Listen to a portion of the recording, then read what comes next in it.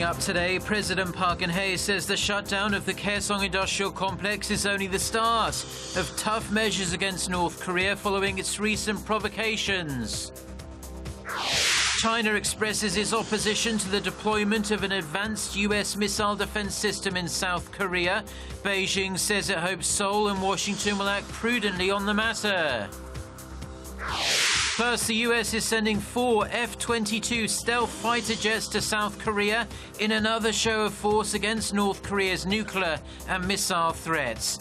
Stay tuned for these stories and more.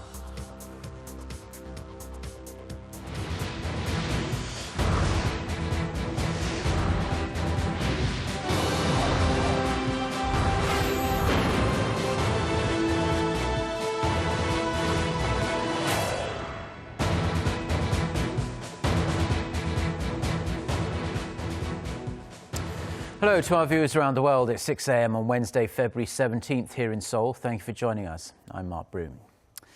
We start with President Park Geun-hye's tough new line on North Korea. Delivering a speech to the National Assembly, the South Korean leader said the time for dialogue was done. She urged the entire country to unite in the face of the growing threat north of the border. Our Song Ji-sun has our top story. President Park said she has made a consistent effort to bring about change in North Korea in order to realize her vision for unification.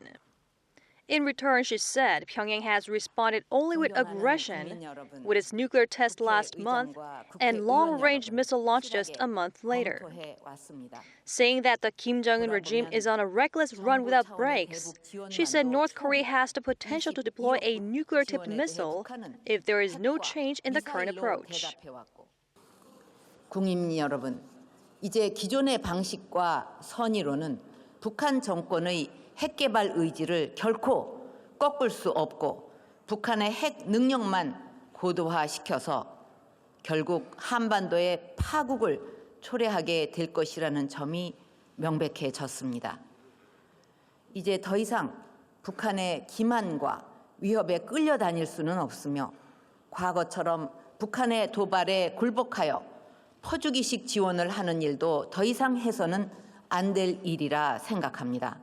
The president also said South Korea should be more proactive in working toward the goal of reigning in the north, making reference to her recent decision to close a jointly run factory park. 개성공단 전면 중단은 앞으로 우리가 국제사회와 함께 취해 나갈 재반 조치의 시작에 불과합니다.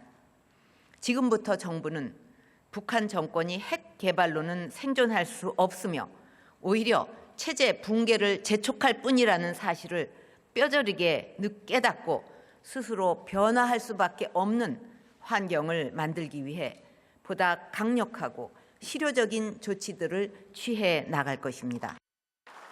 President Park explained that the safety of the South Korean people was her first priority in deciding to close the complex.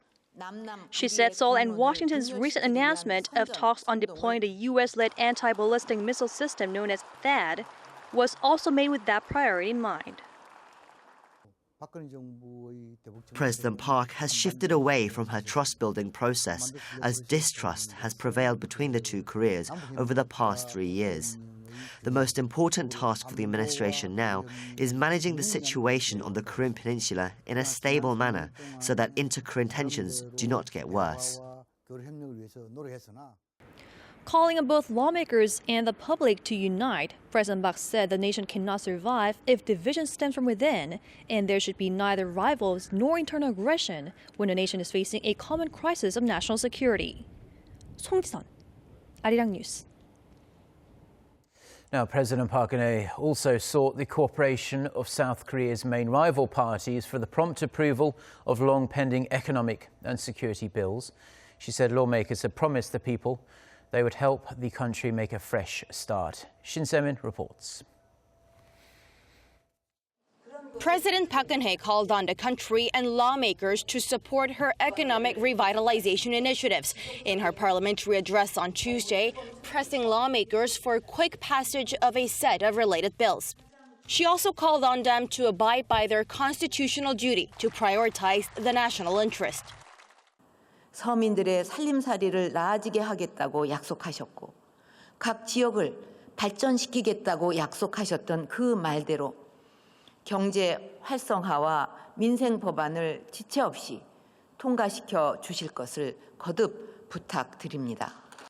The president pointed to a bill on the service sector that's been stalled for over 3.5 years and said fostering the sector is not a matter of choice, but one of survival. She added the sector is capable of creating some 690,000 jobs in areas such as finance, education, and culture, which is double the number of jobs that can be created from the manufacturing industry. She also urged lawmakers to pass a package of bills on labor reform, which she said will give young Koreans more opportunities, protect workers, and improve working conditions. In line with the president's call to duty, the Parliamentary Judiciary Committee has screened a number of bills on Tuesday, with the hope of putting them up for a vote by the full assembly on Friday. 신세민, Arirang News. Now, South Korea and China have been discussing ways to deal with North Korea's recent provocations. They took another step closer to finding common ground on the matter during their strategic talks in Seoul on Tuesday. Kwon-soo with the details. South Korea-China relations have never been better. That's what South Korea's Vice Foreign Minister Im Sung-nam and his Chinese counterpart Zhang Ye-sui agreed on during the first bilateral strategic meeting between the two sides in almost 3 years. But the main focus on Tuesday were measures that should be taken against North Korea's latest provocations. That includes talks on the deployment of a U.S. THAAD missile defense system to South Korea, which an official at Seoul's foreign ministry said was brought up first by the Chinese side. We exchanged opinions on the THAAD system. China has expressed opposition to its deployment. We hope that related countries take cautious action. With Korea, of course, being one of those countries, concerns have been raised over the possibility of THAAD influencing bilateral relations. The THAAD issue is just one possible dilemma in further improving South Korea-China relations. China might be stating its opposition sternly, but it's unlikely to take any retaliatory measures against the THAAD system. According to officials, talks on the adoption of a new UN Security Council resolution against Pyongyang were also high on the agenda. Sources from the UN and China are saying there has been made significant progress on that front, but Seoul's foreign ministry has not yet given an update on that. All I can say is that there is movement, but we cannot make predictions about the specific timing of an adoption on a resolution. There have been suggestions, though, that China and the U.S. appear to be closer to narrowing their differences. I think it unlikely that China wants to be seen by the international community as the protector of North Korea. I expect that they will indeed come on board with significant new sanctions, and we're working towards that end. In 2012, it took 41 days for the UN Security Council to punish the North for its missile launch, which makes the process this time around the longest yet. Kwon-soo, Arirang News. Now, the United States is continuing to send some extremely powerful military hardware to South Korea in the wake of North Korea's nuclear test and long-range missile launch that came within pretty much the space of just 1 month. For more on that and also the focus of the Allies' annual war games, which start next month, Connie Kim reports. 4 F-22 stealth fighter jets will fly into South Korea on Wednesday as part of a show of force by the United States in response to North Korea's continued provocations on the peninsula. South Korean military officials said Tuesday the jets will depart from the U.S. and make their way to Osan Air Base in Pyeongtaek, Gyeonggi-do Province. The F-22 is one of a few radar-evading planes with an operational range of over 2,000 kilometers, making it capable of attacking the office of North Korean leader Kim Jong-un without being detected. This will be Washington's third deployment of strategic assets to the south. A B-52 bomber capable of hitting underground facilities in North Korea flew over South Korea last month following the North's nuclear test. The nuclear-powered submarine USS North Carolina came into Busan port Tuesday morning after taking part in a 3-day South Korea-U.S. military drill in the East Sea. And when the annual Key Resolve and full legal joint military exercises kick off next month, the swift dispatch of the U.S. forces and strategic assets to South Korea will be the focus of the drills. The Defense Ministry said the exercise will be like no other. The joint military drills will be held on a larger scale, becoming the biggest ever. An additional 5,700 U.S. troops and 45 more combat planes will be taking part in the drills, along with the nuclear-powered aircraft carrier USS John C. Stennis strike group. The pressure on North Korea is expected to peak when the 4 strategic weapons are deployed to South Korea in the coming weeks. Connie Kim, Arirang News. The Deputy Chief of National Security at South Korea's Presidential Office of Cheongwade travels to Washington on this Wednesday for high-level consultations on North Korea. Jo Tae-yong's meeting with the U.S. Deputy Secretary of State Tony Blinken marks the first such strategic talks based on an agreement between Presidents Park and Obama in October of last year. Officials say Joe and Blinken will coordinate their joint policies on North Korea, including ways to punish the regime for its recent nuclear and long-range missile tests. The South Korean official will return home on Saturday. Now, the Asia-Pacific region's largest annual multinational military drills are taking place right now in Thailand. The so-called Cobra Gold exercise aims to enhance interoperability among the 27 participating nations, but it does also serve another purpose, which is to help the people of Thailand. Kim Hyun-bin reports. A group of South Korea's finest Navy and Marine Corps members is in Thailand to participate in Cobra Gold, the Asia-Pacific region's largest multinational military exercise. But there is another key aspect of the annual drills that doesn't involve combat. The South Korean military has engaged in civil military operations since joining the exercises in 2010, building schools, hospitals, and other infrastructure around the country. For this year's humanitarian aid project, Korean soldiers in the Navy and Marines are building a school library and offering Korean language classes to students free of charge. My student very exciting for activity from Navy Korea. I want to say thank you again. And so far, working with the ROK Navy and Marine Corps has been a really great experience. Really impressed with their professionalism and the skills and different things that they bring to it. And through his service, the Korean military is also repaying an old debt from roughly 65 years ago. Thailand was the first country in Asia to send its combat forces to South Korea during the Korean War.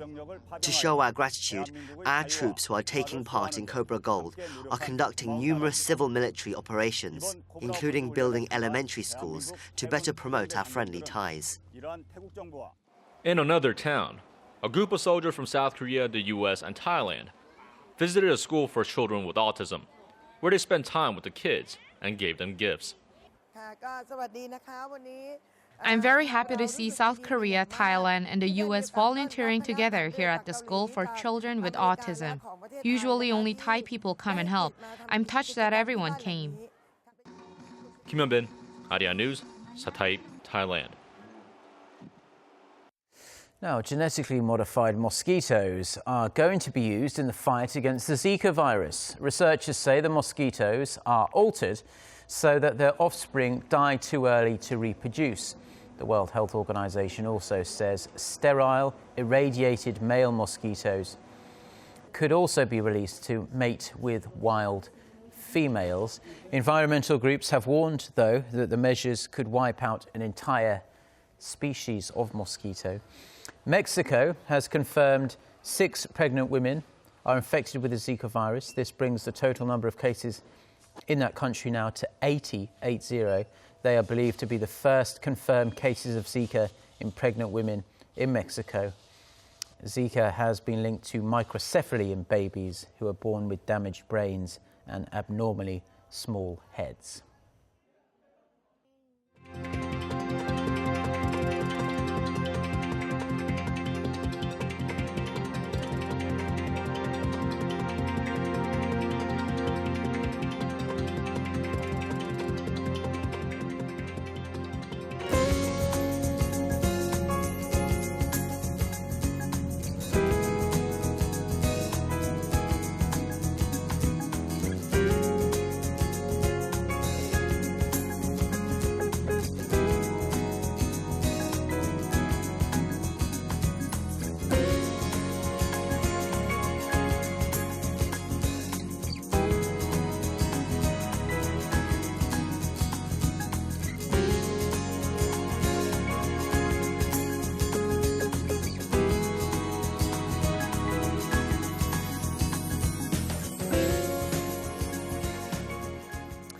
Well, those are stories we've been following on this Wednesday morning here in Seoul. For more of the latest, don't forget to check out either our website, which can be found by going to arirang.com/news. You can also check out our smartphone application. All you have to do there is to search for Arirang TV in all the usual places. Have a great day. Goodbye.